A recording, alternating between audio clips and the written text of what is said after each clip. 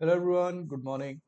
तो I hope इससे पहले वाला वीडियो आपने देखा होगा जिसमें हमने रियल नंबर खत्म किया था। ठीक है, तो ये हमारा नया चैप्टर है, पॉलिनॉमियल्स, क्लास 10th का चैप्टर नंबर 2, पॉलिनॉमियल्स। ठीक है, तो चलिए स्टार्ट करते हैं। बट अगेन, इससे पहले वाले वीडियोस में आपको कोई भी डाउट हो तो प्लीज कमेंट करके जरूर बताइएगा। चलिए स्टार्ट करते हैं।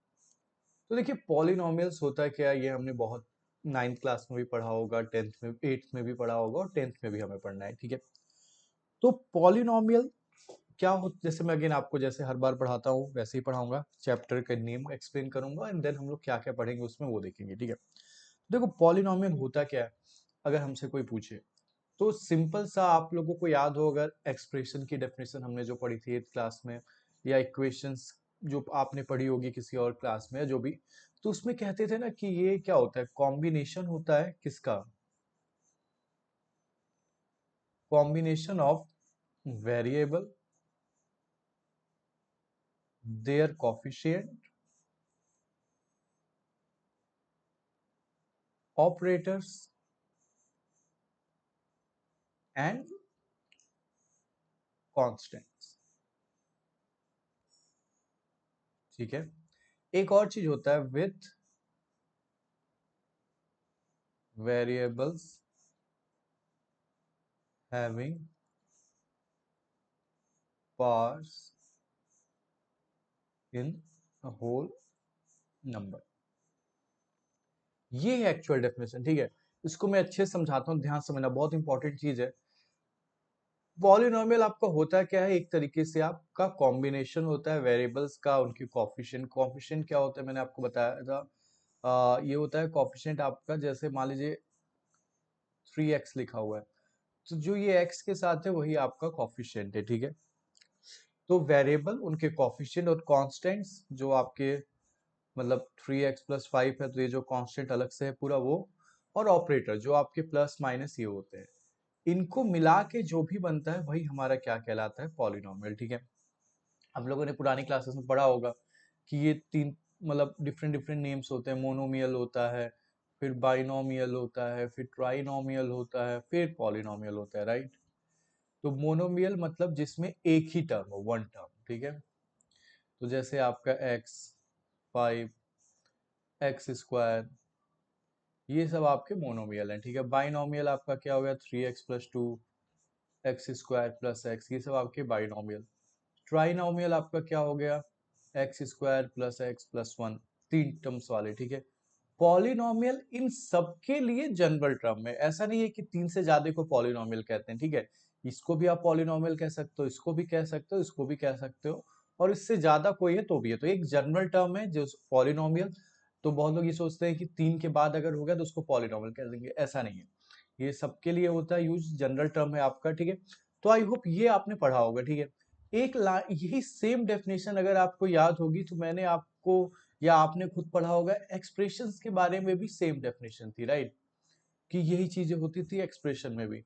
तो अब क्वेश्चन आता है कि क्या एक्सप्रेशन और पॉलिनोमियल में कुछ डिफरेंस है, तो हाँ, एक डिफरेंस है आपका, एल्जेब्रिक एक्सप्रेशंस और पॉलिनोमियल में एक डिफरेंस ये होता है कि जो पावर होती है वेरिएबल्स की, एक्सप्रेशन के केस में उसको कहते हैं कि वो रियल नंबर है। ठीक है, इसकी पावर में जो भी है वो रियल नंबर है, और पॉलिनोमियल के केस में जो पावर होती है वो होल नंबर होती है। ठीक है, तो मतलब ये आपका क्या हो गया, ये एक एक्सप्रेशन है बट ये पॉलिनोमियल नहीं है, क्योंकि यहाँ पे x की पावर क्या है, 1/2 इसको कहते हैं। ठीक है, समझ में आ रहा है आपको। तो ये आपका एक एक्सप्रेशन है बट ये एक आपका पॉलिनोमियल नहीं है, क्यों, क्योंकि x की पावर यहाँ पे क्या हो गई, -1। तो यही एक छोटा सा डिफरेंस है दोनों में, आगे चल के हम दोनों को एक ही तरीके से यूज करते हैं, बट वैसे यही एक डिफरेंस है दोनों में कि उनकी जो पावर्स होती है वो अलग अलग होती है। ठीक है, तो आई होप आपको समझ आया होगा क्या कहते हैं कि पॉलिनोमियल्स जो हमें पढ़ना है, पॉलिनोमियल्स क्या होते हैं। ठीक है, उनकी डेफिनेशन आपको क्लियर हुई होगी, राइट।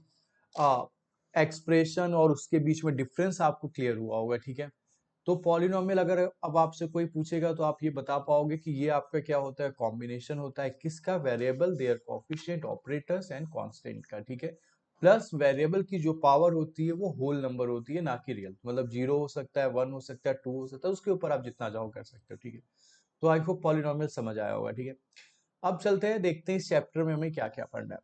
तो सबसे पहले हमें पढ़ना है डिग्री ऑफ पॉलिनोमियल, मतलब किसी पॉलिनोमियल की डिग्री क्या कहलाती है। ये आपने ऑलरेडी पिछली क्लास में पढ़ रखा होगा। और हम यहाँ पे देखो, मैं हमेशा कहता हूँ कि मैं आपको सब चीज फिर से पढ़ाऊंगा। हाँ, उतनी डिटेल में शायद हम नहीं पढ़ेंगे जितना आपने लास्ट क्लास में पढ़ा होगा, बट स्टिल मैं आपको एक्सप्लेन करूंगा। तो अगर आपने कुछ नहीं याद आ रहा है पुरानी क्लासेस का, तो कोई चिंता करने की जरूरत नहीं है, ठीक है। नेक्स्ट हम देखेंगे पॉलिनोमियल की वैल्यू क्या होती है, फिर पॉलिनोमियल के जीरोस क्या होते हैं, और उन जीरोस का क्या कोई ज्योमेट्रिक मीनिंग भी होता है। अब ये सब टर्म्स कंफ्यूज मत होना, मैं बस आपको टॉपिक्स बता रहा हूँ। और जीरोज और जो कॉफिशिएंट अभी बताया था पॉलिनोमियल के वेरिएबल के आगे जो रहते हैं, उनका क्या कोई रिलेशन होता है आपस में, ठीक है। तो यही 5 टॉपिक हमें पढ़ना है चैप्टर में। बहुत बड़ा चैप्टर नहीं है, छोटा चैप्टर है, बट इंपॉर्टेंट चैप्टर है। इस पे बहुत क्वेश्चंस बनते हैं, और आगे भी आपको मतलब हायर क्लासेस में भी ये यूज होता रहेगा, ठीक है। तो यही है चैप्टर, बहुत डिफिकल्ट नहीं है। चलिए स्टार्ट करते हैं, ठीक है। तो सबसे पहला जो हमें टॉपिक पढ़ना है वो है डिग्री ऑफ पॉलिनोमियल, ठीक है। और एक चीज मैं बता दूं, हम यहाँ पे पॉलिनोमियल्स जो पढ़ रहे हैं वो सिंगल वेरिएबल का पढ़ रहे हैं, ठीक है। मतलब आपको मल्टीपल वेरिएबल्स नहीं दिखेंगे, ठीक है। तो पॉलिनोमियल को रिप्रेजेंट कैसे किया जाता है, जैसे मान लो ये लिखा गया पॉलिनोमियल ऑफ एक्स, ठीक है। तो ये कहा जा रहा है कि ये जो पॉलिनोमियल है वो एक्स वेरिएबल का है। क्यों? क्योंकि हम सिंगल वेरिएबल का देख रहे हैं। हाँ, अभी है नहीं, वरना होता है तो हम दो वेरिएबल को ऐसे लिख देते हैं कि एक्स और वाई दोनों का है कॉमा लगा के। बट हमें इस क्लास में अभी जो पढ़ना है वो सिंगल वेरिएबल में पढ़ना है, ठीक है। तो ये रिप्रेजेंटेशन का तरीका होता है कि पॉलिनोमियल ऑफ एक्स, ठीक है। अब कोई भी पॉलिनोमियल इसके आगे लिख दो एक्स का, तो ऐसे लोग रिप्रेजेंट करते हैं, ठीक है। तो ये कंफ्यूज मत होना कि सर ये पी एक्स क्या है, ये जस्ट ये बता रहे हैं कि ये जो पॉलिनोमियल है वो एक्स वेरिएबल में, दैट्स इट, और कुछ नहीं बता रहे, ठीक है। अब आते हैं डिग्री क्या होता है, ठीक है। जो हमारा मेन टॉपिक था, डिग्री ऑफ पॉलिनोमियल। तो जैसे मैंने बताया, हम सिंगल वेरिएबल में देख रहे हैं, मल्टी वेरिएबल देख नहीं रहे। तो जो वेरिएबल है उसकी जो हाईएस्ट पावर है उस पॉलिनोमियल में, वही उसकी डिग्री कहलाती है। जैसे मैं कुछ एग्जांपल लिख दूं,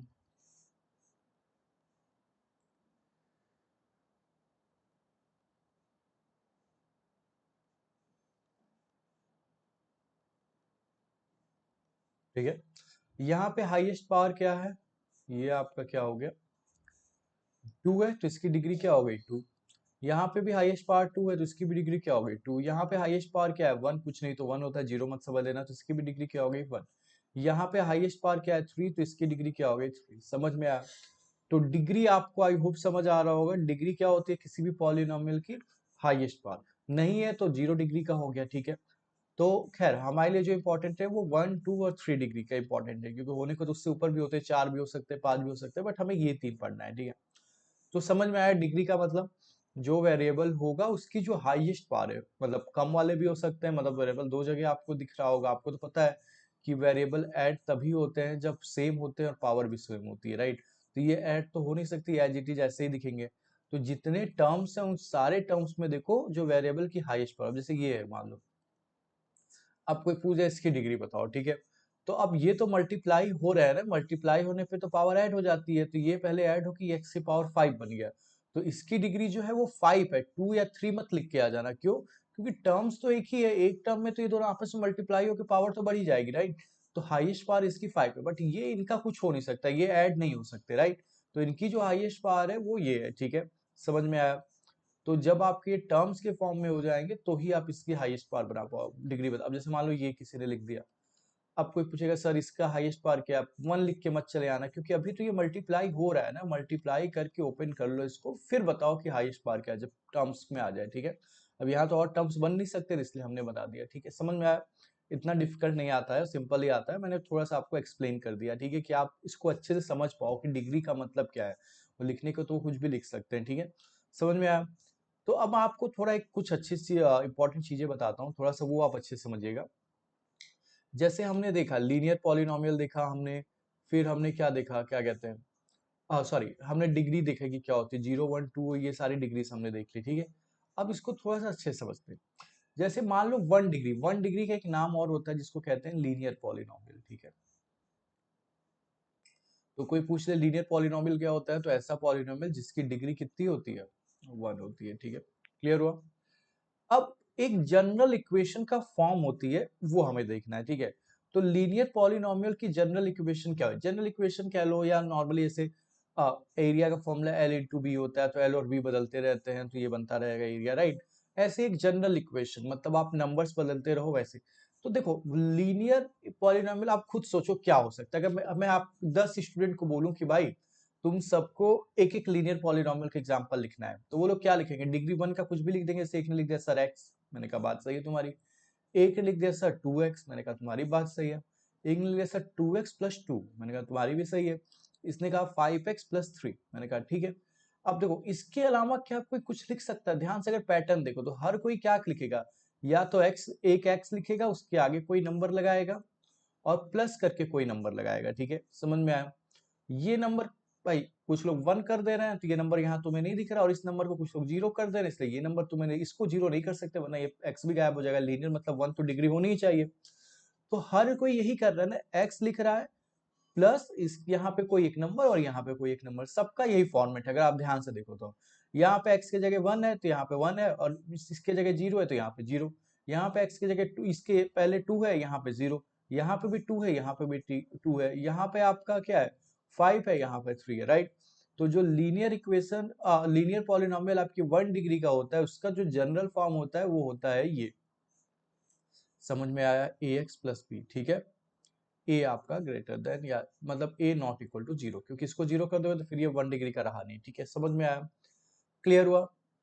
तो ये समझ में आया ये जनरल फॉर्म का क्या मतलब हुआ, क्योंकि ऐसा ही आप लिख सकते हो, ठीक है। और एक्स स्क्वायर यहाँ नहीं हो सकता, एक्स क्यूब नहीं हो सकता, क्योंकि लीनियर, इसलिए एक्स हो सकता है। और एक्स नहीं है तो फिर क्या होगा? बिना एक्स का होगा, तो ये तो दो फॉर्म हो गई। तो ये समझ में आया ax+b। आई होप आपको समझ आया होगा ये चीज, ठीक है। तो अब हम चलते हैं, अब लीनियर इक्वेशन हमने ये लीनियर डिग्री वाला पढ़ लिया, ठीक है। अब आते हैं सेकंड, जिसकी डिग्री 2 होती है, उसको कहते हैं क्वाड्रेटिक। ये क्योंकि ये क्वाड वर्ड का मतलब ही 2 होता है, तो ये क्वाड्रेटिक पॉलिनोमियल, ठीक है। तो ये क्या होता है क्वाड्रेटिक पॉलिनोमियल? आप लोगों ने लास्ट ईयर शायद 9th क्लास में आपका था भी, जिसमें आपने क्वाड्रेटिक इक्वेशंस की फैक्टराइजेशंस वगैरह सीखी होगी। आई होप आपको याद आ रहा होगा। क्लास 8th में भी हमने फैक्टराइजेशन सीखा था, उसमें भी आपके क्वाड्रेटिक इक्वेशंस थी। हाँ, वहां पे हमने उसको क्वाड्रेटिक इक्वेशंस नहीं बोला था, दूसरी चीजें कही थी। बट ये तो क्वाड्रेटिक आपने पहले भी पढ़ा होगा, ठीक है। खैर, कहने का मतलब यही है, क्वाड्रेटिक मतलब क्या हुआ? डिग्री कितनी होगी? 2 होगी। यहाँ तक समझ आया? Degree equal to 2। तो अब मैं आपसे कहूं कि भाई डिग्री 2 का कोई पॉलिनोमियल लिखो, तो क्या लिखोगे? कोई एक्स स्क्वायर लिखेगा, कोई 3x² + 5x लिखेगा, कोई 3x² + 5x + 7 लिख लेगा। इसके अलावा क्या कोई कुछ लिख सकता है? नहीं लिख सकता। क्यों भाई? एक्स स्क्वायर तो रहना ही चाहिए, राइट। इसके आगे 0 तो लगा नहीं सकते, तो 1 या कोई और नंबर लगा दो, ठीक। अब एक्स स्क्वायर के ऊपर की पावर नहीं हो सकती, नीचे की तो हो ही सकती है। तो एक्स वाला हो सकता है, इसके आगे तुम कोई एक नंबर लगाओ, ठीक है, या ना भी लगाओ, क्योंकि हमें तो 2 से मतलब है। सिंगल वाला नहीं भी हुआ तो क्या जाता है, तो इसके आगे 0 भी हो सकता है, राइट। फिर प्लस एक नंबर हो सकता है, भाई बिना एक्स वाला भी रख सकते हो, राइट। तो क्या हुआ कि वो भी या तो उसकी 0 हो सकता है, राइट। तो देखो सारे फॉर्मूले यही तो है। यहाँ पे देखो 1 था, बाकी दोनों 0 रख दिया इन्होंने, क्योंकि हमें एक्स स्क्वायर चाहिए, बाकी हो चाहे ना, डजेंट मैटर। डिग्री 2 के लिए तो यही है। यहाँ पे इन्होंने इसके जगह 3 रखा है, इसके जगह 5 रखा है, इसको 0 रख दिया। यहाँ पे इसको 3 रखा है, इसको 5 रखा है, इसको 7 रख दिया। समझ में आया? तो जो जनरल फॉर्म हो गई आपकी, वो क्या हो गई? ax² + bx + c, ठीक है। ये समझ में आ रहा है जनरल फॉर्मूला का क्या मतलब हो रहा है, जनरल इक्वेशन का या जनरल फॉर्म का? ये यही मतलब है कि डिग्री 2 के पॉलिनोमियल ऐसे हो सकते हैं, एक जगह आपको स्क्वायर दिखेगा, एक जगह नहीं दिखे, सिंगल दिखेगा, एक जगह नहीं दिखेगा, राइट। इसके अलावा कुछ हो नहीं सकता, ठीक है। सिमिलरली अगर मैं डिग्री 3, जिसको हम लोग कहते हैं क्यूबिक, तो ये आपका कहलाता है क्यूबिक पॉलिनोमियल, जिसको हम लोग कहते हैं डिग्री 3, डिग्री इक्वल टू 3। इसका भी सिमिलरली जनरल इक्वेशन अब आप समझ ही गए होंगे क्या होगा। तो ax³ + bx² + cx + d। a 0 नहीं हो सकता, बाकी सब 0 भी हो सकते हैं। b की जगह 0 रख दो, c की जगह 0 रख दो, d की जगह 0 रख दो, ठीक है। तो आई होप ये भी आपको समझ आया होगा। तो डिग्री आपको क्लियर हुई होगी, और डिग्री के बेसिस पे पॉलिनोमियल को हमने 3 नेम होते हैं, उसके ऊपर भी होते हैं, बट हमें 3 पढ़ना है। लीनियर मतलब डिग्री 1, क्वाड्रेटिक मतलब डिग्री 2, क्यूबिक मतलब डिग्री 3, ठीक है। यहां तक आई होप आपको समझ आया होगा हमने जो पढ़ा, ठीक है। नेक्स्ट टॉपिक है जिसको कहते हैं वैल्यू ऑफ पॉलिनोमियल, ठीक है, यहां तक क्लियर। तो वैल्यू क्या होती है किसी पॉलिनोमियल की? देखो, पॉलिनोमियल में जो वेरिएबल है उसके जगह कुछ रख दो, कोई नंबर रख दो, तो जो रिजल्ट आता है वही उस पॉलिनोमियल की वैल्यू कहलाती है। तो इसका कहने का ये मतलब है कि जो पॉलिनोमियल की वैल्यू होती है वो एक नहीं होती है, वो डिफरेंट डिफरेंट वेरिएबल की वैल्यू पे डिफरेंट डिफरेंट होता है। जैसे ये एक पॉलिनोमियल है एक्स स्क्वायर, कितने डिग्री का है? 2 डिग्री का है, क्योंकि हाईएस्ट पार्ट 2 है। अब एक्स के जगह आप 0 रख दो तो ये क्या बना? 1, 0 प्लस 1 1, 2 रख दो तो 2 का स्क्वायर 4 और ये 5, 3 रख दो तो क्या हो गया? 9 प्लस 1 10, ठीक है। तो ये बनती है वैल्यू ऑफ पॉलिनोमियल। तो वैल्यू क्या हुआ? The result of polynomial by putting any number at the place of variable, ठीक है। तो वेरिएबल के प्लेस पे कोई नंबर रखने पे जो भी पूरे पॉलिनोमियल की वैल्यू बनती है। देखो क्या था, मैंने आपको पहले भी बताया था, आपको पता भी होगा कि वेरिएबल एक क्या होता है? कंटेनर होता है, राइट? जिसका क्या होता है कि उसमें कुछ नंबर होता है, वो हर, जैसे सिंपल से मैंने आपको बताया था डब्बा, एक घर में डब्बे होते हैं हमारे, राइट? तो एक बार में तो एक डब्बे में आप एक ही चीज रख सकते हो। जैसे अभी मैं आपसे पूछूं आपके इस डब्बे में क्या है, तो उसमें एक चीज होगा, राइट? बट हो सकता है कल मम्मी ने उसको चेंज करके उसमें कुछ और रख दिया हो, राइट? बट जब तक आप खोलोगे नहीं आपको पता नहीं चलेगा। तो सिमिलरली वेरिएबल का भी है, इस जो ये एक्स एक डब्बा है, इस पर्टिकुलर पॉलिनोमियल के लिए इस x की कुछ वैल्यू हो सकती है, बट अलग अलग क्वेश्चंस में इसकी अलग अलग वैल्यू होगी, ठीक है। तो सिमिलरली वही कह रहा है, ये आपका एक जनरल पॉलिनोमियल था, इसकी आप जो जो वैल्यू रखते जाओगे जो आता रहेगा वो आपका क्या बन जाएगा, इसकी वैल्यू। लिखते कैसे है इसको थोड़ा सा समझ लो। जैसे पी एक्स क्या कह रहा है? एक्स स्क्वायर प्लस 1, ठीक है, यहाँ तक एक पॉलिनोमियल, ये तो पता है ना एक्स में पॉलिनोमियल, राइट? अब अगर इसकी वैल्यू आपसे पूछे 1 पे क्या है, तो आप इसको कैसे लिखोगे? यहाँ पे 1 लिखते हैं, ये रिप्रेजेंटेशन का तरीका है कि एक्स की जगह हमने 1 रख दिया, तो यहाँ पे 1 स्क्वायर, ये हो गया 2, तो ये रिप्रेजेंटेशन का है। तो दिस ये क्या है? Value of polynomial at x equal to 1, ठीक है।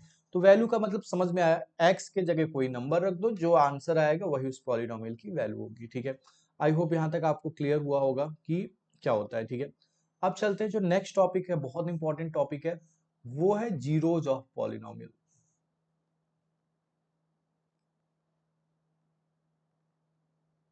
ठीक है। ध्यान से समझना, बहुत इंपॉर्टेंट है, बहुत अच्छे से समझना, क्योंकि पूरा चैप्टर इसी पे बेस्ड है, इसके अलावा और कुछ नहीं है चैप्टर में, ठीक है। इसको जितने अच्छे से समझोगे उतना इंपॉर्टेंट है, ठीक है। तो जीरोस ऑफ पॉलिनोमियल क्या कहलाता है? अ, जैसे अभी आपने देखा ना वैल्यूज ऑफ पॉलिनोमियल की, एक्स की आप अलग अलग वैल्यू रख के अलग अलग वो निकाल सकते हो, ठीक है।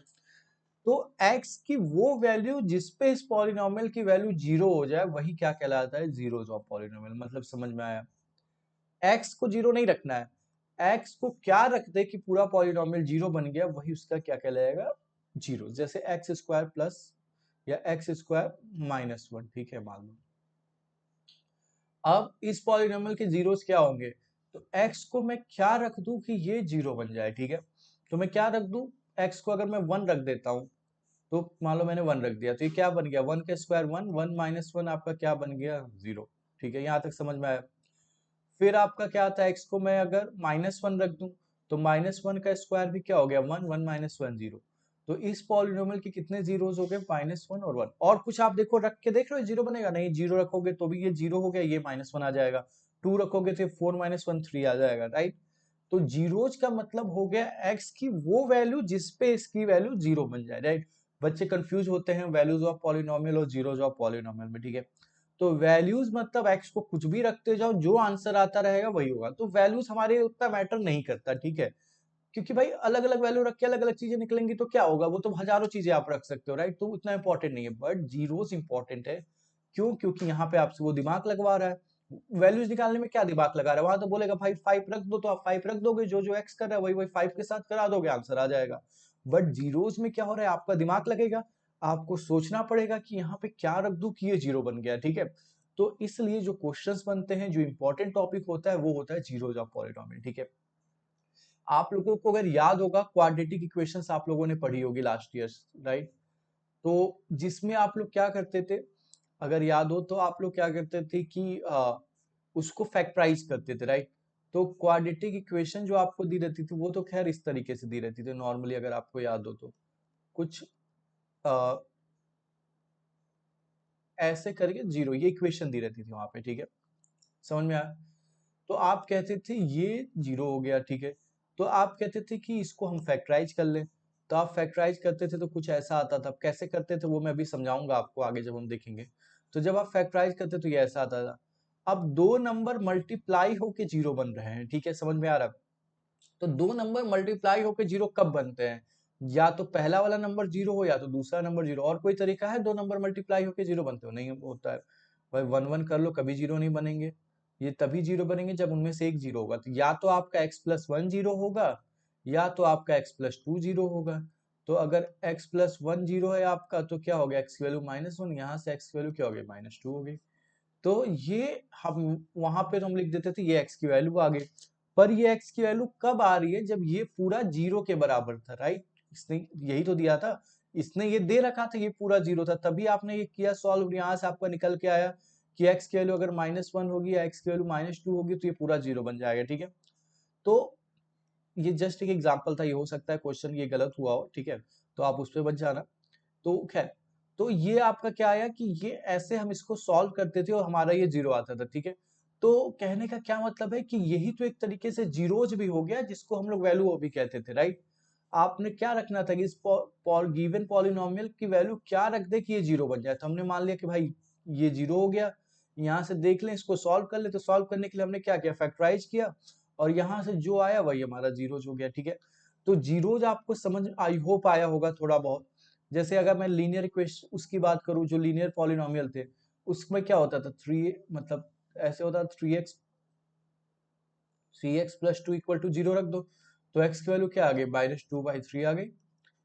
तो x की वैल्यू अगर आप -2/3 रख दोगे तो ही ये क्या बनेगा, 0 बनेगा, ठीक है। क्या x की कोई और वैल्यू आप रख सकते हैं? तो अगेन ये आपको चेक करना होगा, ठीक है। यहाँ तक समझ में आया, क्लियर हो रहा है। तो जीरोज आई होप आपको समझ आया होगा कि x की क्या वैल्यू रख दे कि ये पूरा 0 हो जाए, ठीक है। अब थोड़ा सा कुछ इंपॉर्टेंट चीजें ध्यान से समझो। मान लो ये आपका क्या है, लीनियर पॉलिनोमियल, इसका जीरोज आपसे पूछ रहा है, ठीक है। तो मैं क्वेश्चन क्या है कि x की क्या वैल्यू रख दूं कि ये 0 हो जाए। तो मान लो ये 0 है, तो x की वैल्यू यहां से निकाल ले। तो x की वैल्यू क्या आ गई, -b/a, ठीक है। तो लीनियर पॉलिनोमियल की जो 0 होते हैं वो यही होता है, -b/a। मतलब क्या हो गया, constant upon coefficient of x, ये होता है। समझ में आया। तो अब अगर आपको कोई भी लीनियर इक्वेशन, लीनियर पॉलिनोमियल दिख जाए, तो इसका जीरो पूछो तो क्या होगा, माइनस कांस्टेंट अपॉन कोफिशिएंट, यानी कि क्या आ गया, -1, ठीक है। तो आई होप ये समझ आया होगा, ठीक है। तो जीरोज आपको समझ आ गए होंगे। अभी हम इसको और डिटेल में पढ़ेंगे आगे की वीडियो में। अभी के लिए इतना ही, मिलते हैं नेक्स्ट वीडियो में, ठीक है। Thank you.